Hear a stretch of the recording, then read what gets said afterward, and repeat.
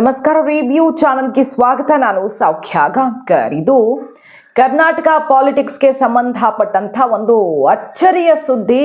ಈಗ ಬೆಳವಣಿಗೆ ಆಗ್ತಿರೋದ್ರ ಬಗ್ಗೆ ಕರ್ನಾಟಕ ಕಾಂಗ್ರೆಸ್ನಲ್ಲಿ ಆಪರೇಷನ್ ಶುರುವಾಗೇ ಬಿಡ್ತು.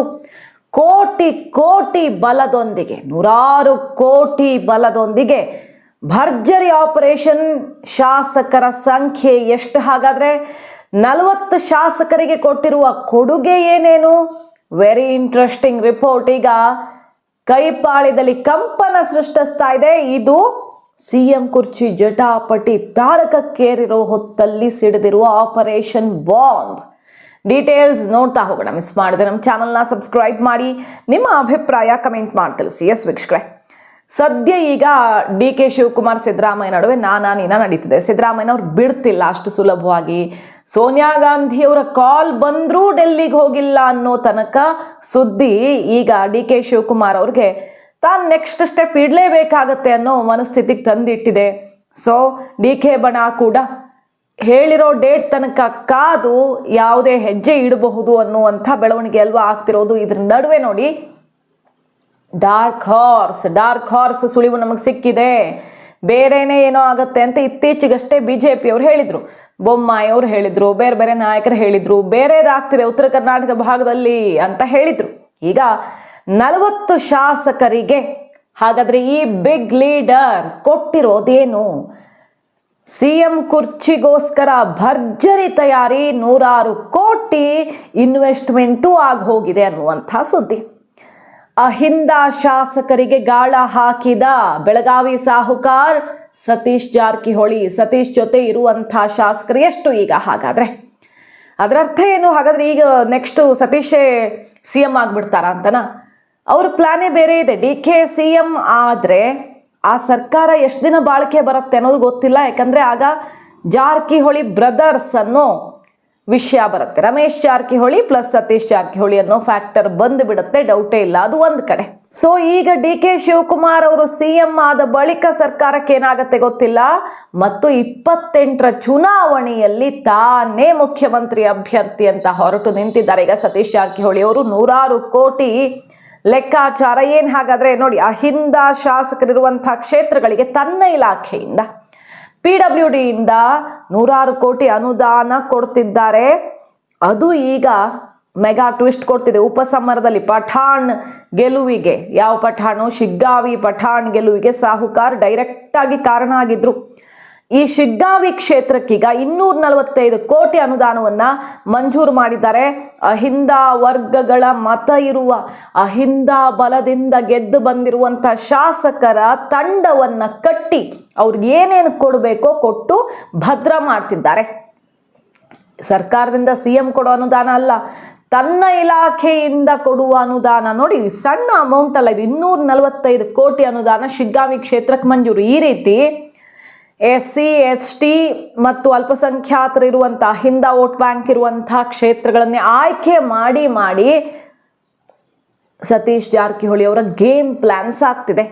ಈಗ ಸತೀಶ್ ಜಾರಕಿಹೊಳಿ ಅವ್ರ ನಡೆ ನೋಡಬಹುದು. ಮೊನ್ನೆ ಅಷ್ಟೇ ಕೋಲಾರದ ಕಡೆಯ JDSನ ನಾಯಕರು ಸತೀಶ್ ನಾಯಕತ್ವದಲ್ಲಿ, ಅವರ ಮುಂದಾಳತ್ವದಲ್ಲಿ ಕಾಂಗ್ರೆಸ್ ಬಾವುಟ ಹಿಡಿದ್ರು, ಕಾಂಗ್ರೆಸ್ಗೆ ಸೇರ್ಪಡೆಯಾದರು. ಹೆಲಿಕಾಪ್ಟರ್ ತಗೊಂಡಿದ್ದಾರೆ ಸತೀಶ್ ಜಾರಕಿಹೊಳಿ.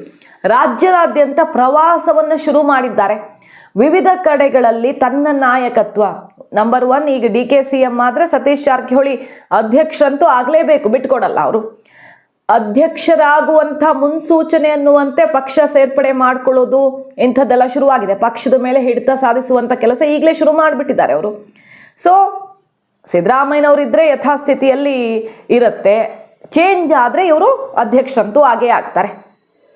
ಆದರೆ ಅಷ್ಟೇ ಅಲ್ಲ, ನೆಕ್ಸ್ಟ್ ಸಿಎಂ ಕುರ್ಚಿ ಅದು ಎಷ್ಟು ಬೇಗ ಏರ್ತೀನಿ ಅನ್ನೋ ಲೆಕ್ಕಾಚಾರ ಪಕ್ಕಾ ಮಾಡ್ಕೊಳ್ತಿರುವ ಸತೀಶ್ ಜಾರಕಿಹೊಳಿ.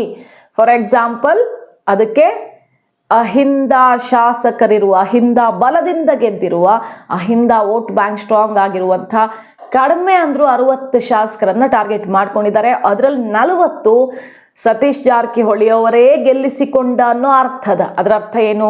ಎಲೆಕ್ಷನ್ನಲ್ಲಿ ಕಂಪ್ಲೀಟ್ ಆಗಿ ಅವರ ಖರ್ಚು ವೆಚ್ಚಗಳನ್ನೆಲ್ಲ ಸ್ಪಾನ್ಸರ್ ಮಾಡಿದ್ದಾರೆ ಸತೀಶ್ ಜಾರಕಿಹೊಳಿ. ಇದನ್ನು ಓಪನ್ ಆಗಿ ಒಂದ್ಸಲ ಹೇಳಿದ್ರು, ನಿಮ್ಗೆ ನೆನಪಿರಬಹುದು. ನಾವು ಸ್ವಂತ ಖರ್ಚಲ್ಲಿ ರಾಜಕಾರಣ ಮಾಡ್ತಿದ್ದೀವಿ, ಸ್ವಂತ ಖರ್ಚಲ್ಲಿ ಕೆಲವರು ಅಡ್ವರ್ಟೈಸ್ಮೆಂಟ್ ಜಾಸ್ತಿ ಮಾಡ್ಕೊಳ್ತಾರೆ, ಜಾಹೀರಾತು, ತಾನು ಪಕ್ಷಕ್ಕೆ ಅದು ಮಾಡಿದೆ ಇದು ಮಾಡಿದೆ ಅಂತ.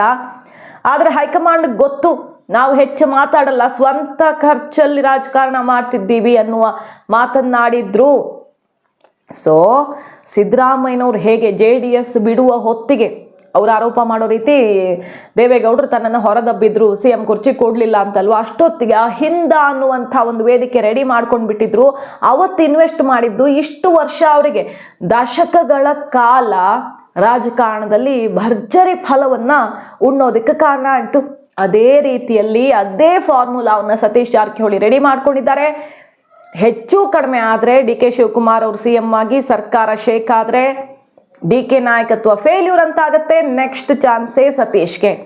ಅದಾಗಿಲ್ಲ ಅಂದರೂ ಕೂಡ 28ರ ಚುನಾವಣೆಯಲ್ಲಿ ಲೆಕ್ಕವನ್ನು ಪಕ್ಕಾ ಮಾಡ್ಕೊಳ್ಳೋದು ಅದು ಕಾಂಗ್ರೆಸ್ಸಿಂದನ, ಮತ್ತೊಂದು ಕಡೆ ಸಿಡಿದೆದ್ದು ಹೇಳುವಂಥ ಪರಿಸ್ಥಿತಿ ಬಂದರೆ ಬೇರೆ ಕಡೆನ ಏನಾದರೂ ಆಗಬಹುದು ಅಂತಂತ ಹಿಂಟೆಲ್ಲ ಕೊಟ್ಟಿದ್ದಾರೆ ಅವ್ರ ಹಿಂದೆ. ನಿತಿನ್ ಗಡ್ಕರಿ ಅವ್ರ ಜೊತೆ ಏನು ಮಾತುಕತೆ ಆಯಿತು ಅಂತ ಕೇಳಿದ್ರೆ ಇಲಾಖೆ ಜೊತೆ ರಾಜಕಾರಣನೂ ಆಗುತ್ತೆ, ರಾಜಕಾರಣಿಗಳು ಮೀಟ್ ಆದಾಗ ರಾಜಕಾರಣನೂ ಚರ್ಚೆಯಾಗತ್ತೆ ಅಂತ ಓಪನ್ ಸ್ಟೇಟ್ಮೆಂಟ್ ಕೊಟ್ಟಿದ್ರು ಸತೀಶ್. ಸೊ BJPಯಿಂದ DKಗಷ್ಟೇ ಅಲ್ಲ, ಹೆಚ್ಚು ಕಡಿಮೆ ಆದರೆ ನನಗೂ ಬಾಗಿಲು ಓಪನ್ ಇದೆ ಅನ್ನುವ ಹಿಂಟನ್ನು ಸತೀಶ್ ಕೂಡ ಕೊಟ್ಟಿದ್ದು ನೆನಪಿದೆ ನಮಗೆ. ಹಾಗಾಗಿ ಎಲ್ಲಾದರೂ ಇರಲಿ ತನ್ನ ಜೊತೆ 60 ಶಾಸಕರು ಫಿಕ್ಸ್ ಅನ್ನೋ ರೀತಿಯಲ್ಲಿ ಮೆಗಾ ಆಪರೇಷನ್ನನ್ನು ಈಗ ಕಂಪ್ಲೀಟ್ ಮಾಡ್ಕೊಳ್ತಿದ್ದಾರೆ ಸತೀಶ್ ಜಾರಕಿಹೊಳಿ. ಇತ್ತೀಚೆಗಷ್ಟೇ ಯತೀಂದ್ರ ಸಿದ್ದರಾಮಯ್ಯನವರು ಹೇಳಿದ್ದ ಉತ್ತರಾಧಿಕಾರಿ ಸ್ಟೇಟ್ಮೆಂಟ್, ಸಿದ್ದರಾಮಯ್ಯನವರ ಉತ್ತರಾಧಿಕಾರಿ ಸತೀಶ್ ಜಾರಕಿಹೊಳಿ ಅವರನ್ನು ಹೇಳಿಕೆ ಈಗ ಹೊಸದಾಗಿ BK ಹರಿಪ್ರಸಾದ್ ಅವರು ಇದೇ ಸ್ಟೇಟ್ಮೆಂಟ್ ಕೊಟ್ಟಿದ್ದಾರೆ. ಸಿದ್ದರಾಮಯ್ಯನವ್ರ ಬಳಿಕ ಕಾಂಗ್ರೆಸ್ಗೆ ಯಾರು ಅನ್ನೋದು ಬೇಕಲ್ಲ ನಾಯಕತ್ವ.